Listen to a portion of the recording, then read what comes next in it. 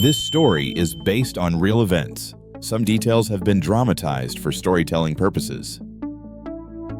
February 19th, 2014. Mark Zuckerberg sits across from Brian Acton in a conference room that overlooks Silicon Valley.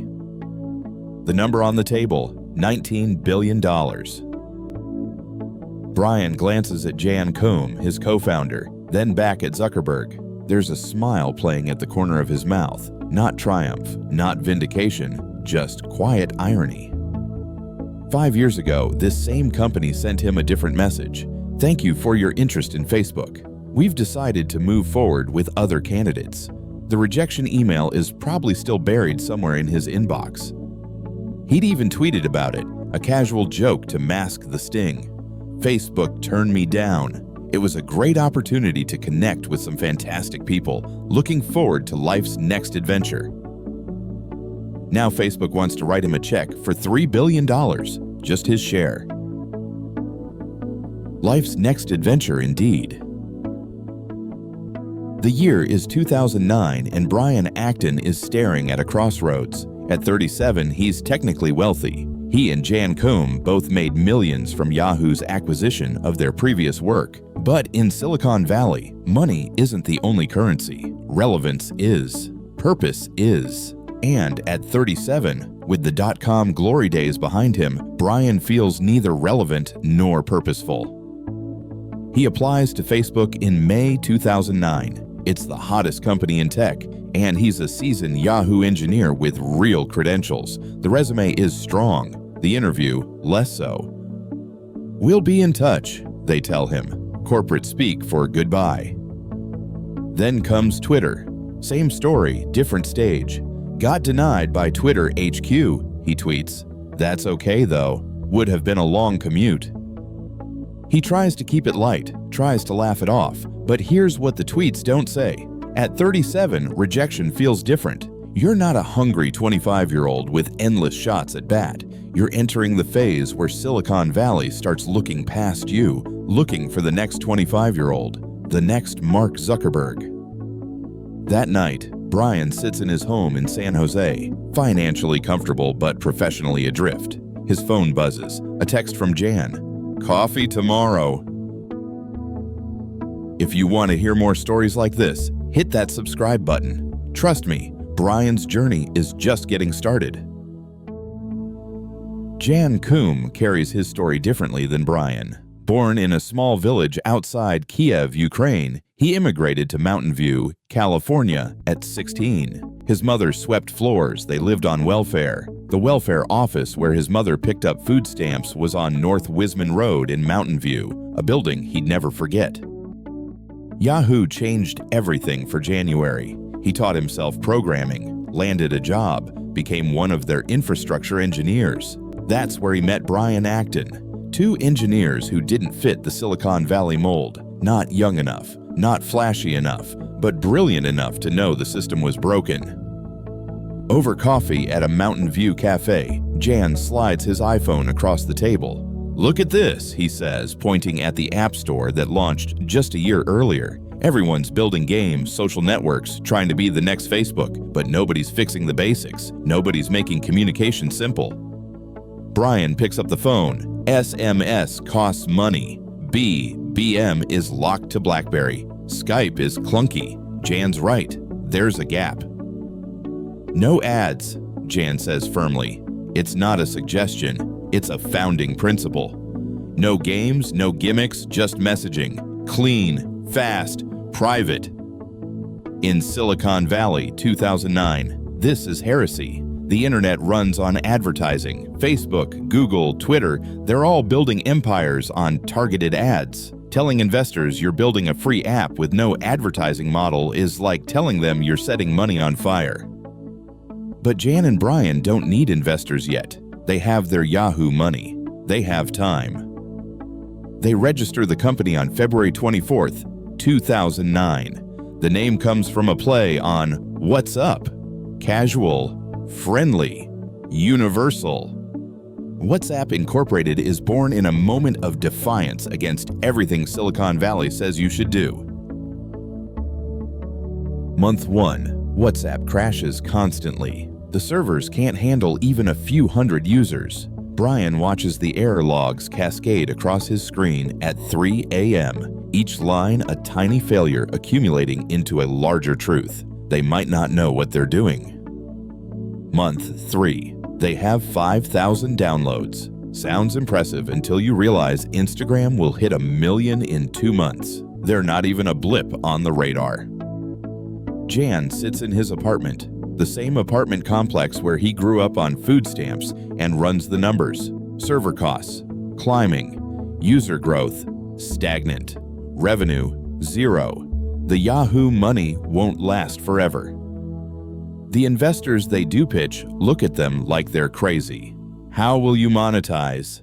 Every pitch meeting, same question, and every meeting, same answer from Jan.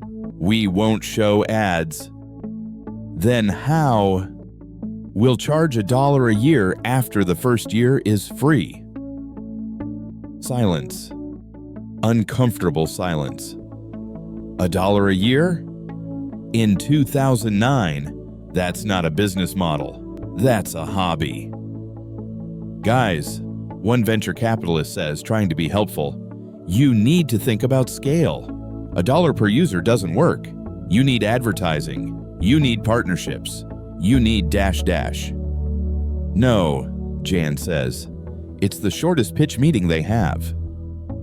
They walk out of another rejected pitch into the California sun. Brian's thinking about Facebook again, about Twitter, about what it would have been like to have a steady paycheck, equity in a rocket ship, a clear path forward. We're going to run out of money, Brian finally says. Jan stops walking. Then we'll shut it down. But we're not putting ads in this thing. My mother used to pick up food stamps because we had no choice. This, we have a choice. We can build something clean. It's the closest Jan ever comes to talking about the welfare office on North Wisman Road. By December 2009, WhatsApp has 250,000 users. Not nothing, but not everything either. The app still crashes weekly. SMS is still faster. BBM is still cooler. They're hemorrhaging money on server costs. Brian lies awake running scenarios. Best case? They break even in 2 years. Worst case? They're done in 6 months. Neither scenario comes true.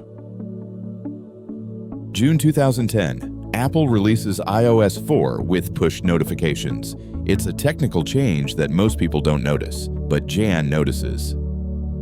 Push notifications mean WhatsApp can alert users instantly when messages arrive. No need to keep the app open, no battery drain. Suddenly, WhatsApp isn't just another messaging app. It's living on your home screen, buzzing in your pocket like a text message, but free, completely free.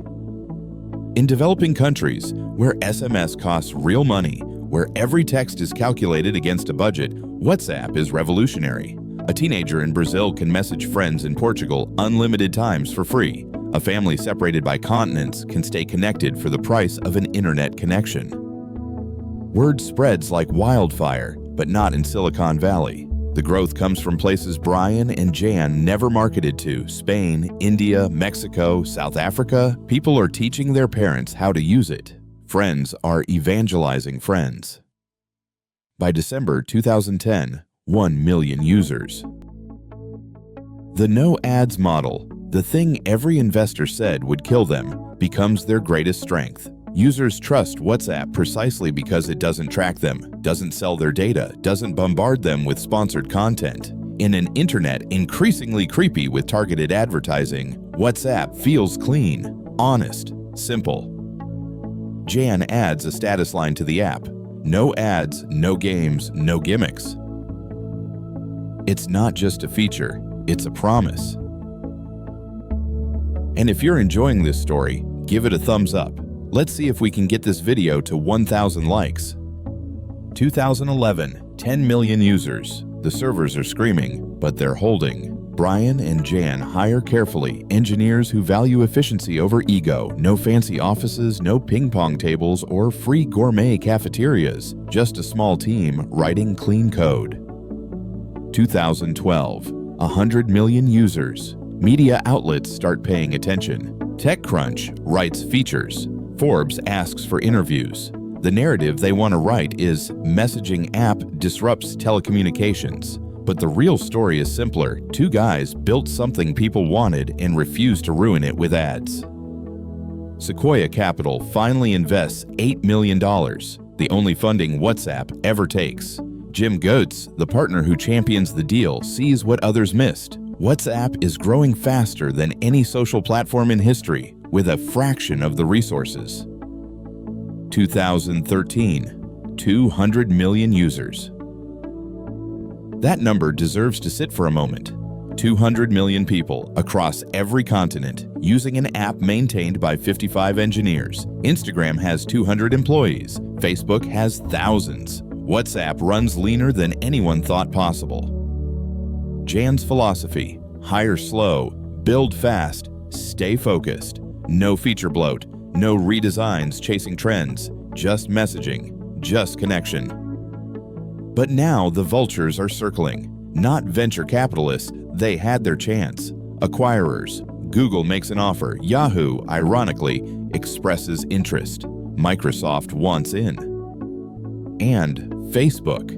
Facebook is watching very carefully. Mark Zuckerberg's call comes in February 2014. He wants a meeting. Brian and Jan know what this means. They meet at Zuckerberg's house. He doesn't waste time. I want to acquire WhatsApp, he says. Name your price. The final number is $19 billion. $9 billion in Facebook stock, $4 billion in cash, $3 billion in restricted stock units for WhatsApp employees. It's the largest venture-backed tech acquisition in history. Jan insists on one condition: WhatsApp stays independent. No ads, no integration with Facebook's advertising platform, no compromise. Zuckerberg agrees. They sign the papers on February 19, 2014, at a building on North Wisman Road in Mountain View, the same building where Jan's mother once picked up food stamps. Jan chooses the location deliberately. The welfare office is long closed, but the building remains, and Jan wants to sign the deal there. Full circle. Brian Acton walks away with approximately $3 billion. Jan Koum gets $6.8 billion. The rejected job candidate now has more wealth than most Facebook executives who turned him down. But here's what matters more than the money. They never compromised. Every investor who told them to add ads was wrong. Every pitch meeting that rejected their dollar-per-year model missed the point. The thing everyone said would fail became one of the most valuable apps in history. This isn't just a story about revenge or vindication, though there's certainly irony in Facebook paying $19 billion for a company co-founded by a man they rejected. It's a story about the courage to zig when everyone else zags. Silicon Valley preaches disruption but often punishes those who actually disrupt. In 2009, building a free app with no advertising was considered suicide. Every successful internet company monetized through ads. The playbook was clear: grow users, sell attention, scale revenue. Brian and Jan threw out the playbook. They built WhatsApp on a simple truth: if you make something people genuinely need, if you respect their privacy and don't waste their time, they'll pay for it. Not much, $1 a year, but enough. And, more importantly, they'll trust you. That trust became worth billions. The rejection from Facebook, it's easy to call it their best lucky break, but luck implies chance. Brian and Jan created their own luck by refusing to follow everyone else's definition of success. They were too old, too principled, too unwilling to compromise. Every disadvantage became an advantage. If you're reading this from the other side of a rejection, whether it's a job, an investor, a partnership, remember WhatsApp. Remember that the people who reject you today might try to buy you tomorrow, not because you proved them wrong out of spite, but because you proved yourself right by staying true to your vision. Brian Acton's tweet about Facebook rejection ended with, "Looking forward to life's next adventure." He had no idea what that adventure would become. None of us do.